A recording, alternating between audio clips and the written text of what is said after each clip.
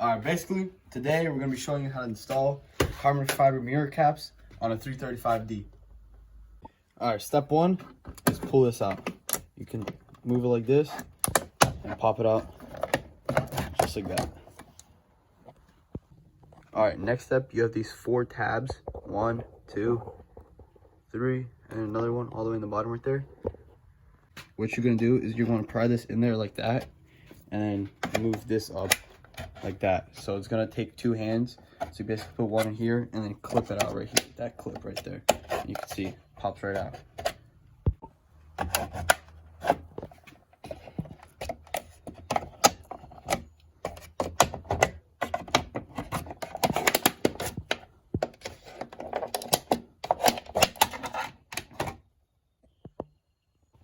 Alright, now you can either get a paper towel or air compressor and just blow this out and clean it up. Right now, you're gonna put these on right here and just line all them up in the back. So move this forward. You just find all the holes right here. Inside they'll all match up and then just clip it in just like that. And it's in.